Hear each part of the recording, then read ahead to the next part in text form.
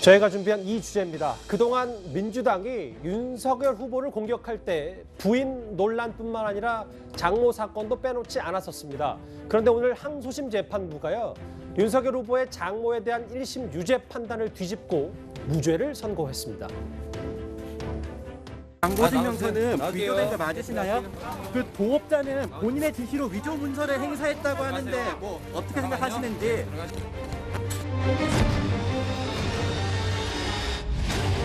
오늘 선고인데 신경 한 말씀 부탁드립니다. 어떻게 예상하시는 수가 있습니까? 여전히 병원 개설이나 운영에 관여 안 했다는 입장이신가요?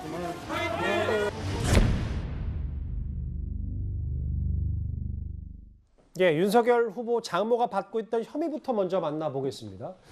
불법 요양병원을 운영해서 수십억 원대 요양급여를 부정수급한 혐의. 1심에선 유죄, 2심에선 무죄가 나왔습니다.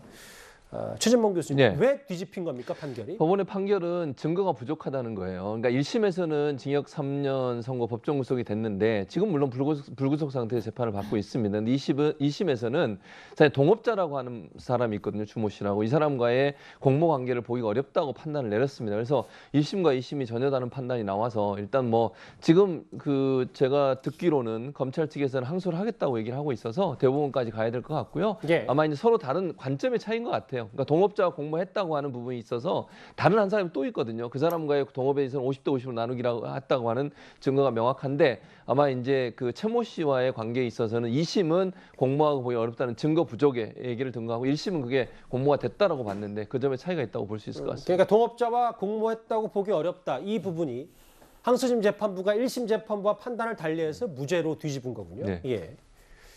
그러면 윤석열 후보 장모 측의 변호인 목소리와 과거 윤석열 후보의 발언을 저희가 한번 모아봤습니다. 재판부의 어떤 노고에 깊이 감사드립니다. 이 사건은 최강욱, 황희석이라는 정치인들이 고발한 사건입니다. 오로지 그 당시 윤석열 총장 흔들기의 목적 아니었습니까?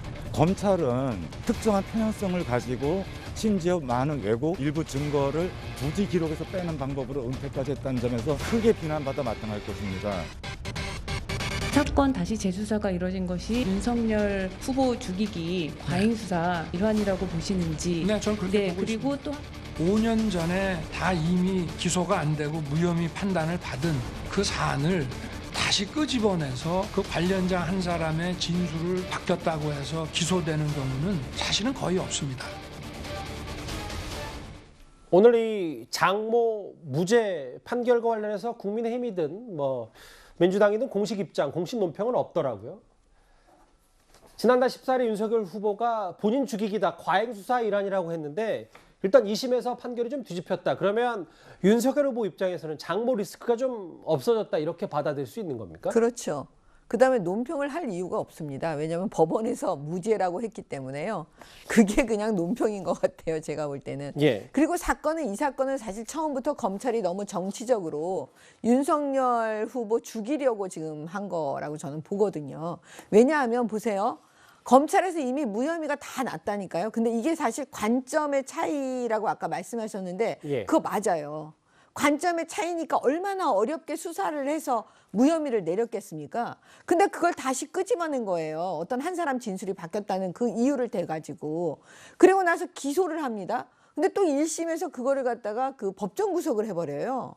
그랬을 때 사실 이제 법조인들 사이에서 많이 얘기를 했는데 이거 고등에 가면 반드시 이거 뒤집힐 거다. 이렇게 얘기들을 많이 했거든요. 역시 예측대로 그래도 고등법원에서 잘 면밀하게 살펴가지고 아마 무죄 난 걸로 지금 보고 있어요. 그러니까 핵심은 뭐냐면 그 공범이라고 볼 수 없다는 거죠. 그러니까 윤석열 후보 장모가. 그 장모가 여기는 그 공모했다고 볼 수 없고 지금 항소심에서 얘기하고 있는 거.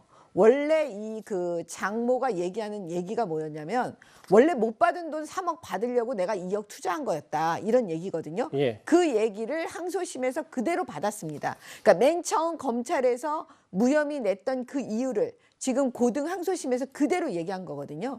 그렇기 때문에 이건 사필 규정이다. 이렇게 봅니다. 사필 규정이다.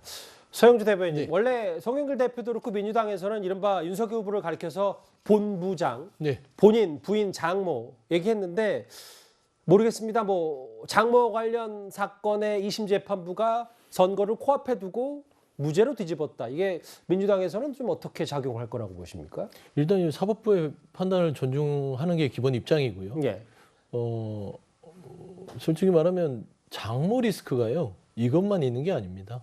예, 양평군의 본인의 토지를 가지고 이렇게 개발 사업에 들어가서 여러 가지 땅 투기를 통해서 수백억을 받은 부분들도 있고요. 예. 그래서 뭐 이 사안으로 있어서는 사법부의 의견을 존중하지만 다만 하나 좀 그 사법 판결문 중에 좀 아쉬웠던 부분은 불법적인 계약서가 없었다. 그러니까 계약 사항이 없었다는 것이죠.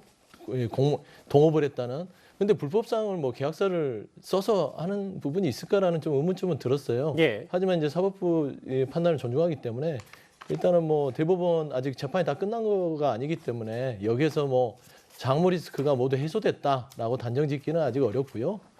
일단은 본부장 부분들은 솔직히 본인 아니더라도 김건희 씨에 대한 모든 리스크들, 뭐 허위 경력, 그다음에 도이치모터스 주가 조작 이런 부분들이 하나도 지금 국민 앞에 해명된 게 없습니다. 예. 그래서 꼭 장모뿐만 아니더라도요.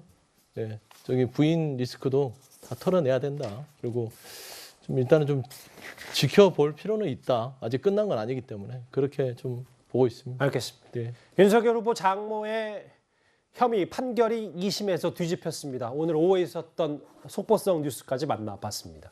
이 주제는 여기까지고요. 다음 주제는 이재명, 윤석열 이 두 후보 말고도 어떻게든 3자 구도를 만들려는 이 인물 얘기를 좀 해보겠습니다.